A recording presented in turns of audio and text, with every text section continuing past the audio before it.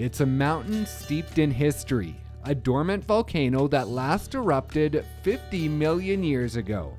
Rising high above the city of West Kelowna, it has become a hiker's paradise thanks to trail work completed earlier this year.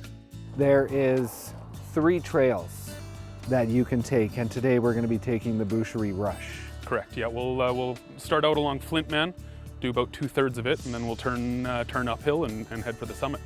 And it's uphill, but not as uphill as the grinder would be. Correct, yeah. The andesite grinder is a pretty challenging trail. We were limited by the amount of space that we had for parkland, and as such it pretty well goes straight up an old historical horse track. Beginning our journey from the trailhead located at Darrage Park on East Boundary Road, we make our way along the Flintman Trail, which is an easier route skirting along the base of the mountain, linking with a second trailhead further south.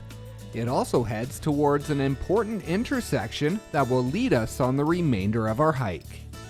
We've now made it to the trailhead of the Flint Trail and the Boucherie Rush, and already the view is fantastic, so it's just going to get better as we go up, I guess. Yeah, we'll start our 3-kilometer trek to the top, and the average grade on the trail is somewhere between 8 and 12%, depending on the pitch, so it's a nice gentle climb the whole way up. The Boucherie Rush Trail is filled with switchbacks to allow for moderate elevation gains. It's a route that was mapped out by the city and verified by West Bank First Nations.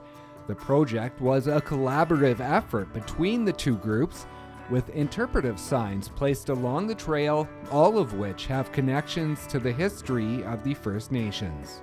This is the story of Flintman and Coyote, so hence the name for the trail. How important are these interpretive signs throughout this park? Well, we have a total of about 7 of them, and they represent a variety of plants, animals, and the geological history of Mount Boucherie. So it really tells a story as you progress your way up the hill. As we continue up the trail towards our final destination, it's not only the view that begins to change. We started on the south side of the mountain, and now we've come around to the north side, and there's a huge change in just the vegetation and the ecosystem that you see. Yeah, so as we approach the top, we thought it would be really nice to give people a different perspective, and not only from a view, but also from that ecosystem that you mentioned a moment ago, with things like the snowberry and even a change in the tree species into more of a fir. When you have a trail that's this long, 3 kilometers going up, it's not easy to maintain. You know, there's staff, but they only do as much as they can do, but you have a great group of volunteers. Yeah, so the City of West Kelowna's got just an amazing community of volunteers, including the Gallatley Bay Trails and Park Society, as well as the West Kelowna Trails crew who help maintain our trails here in West Kelowna. We've made it 3 kilometers up to the sort of official end of the new trail, and you can see it's just spectacular, wide sweeping views.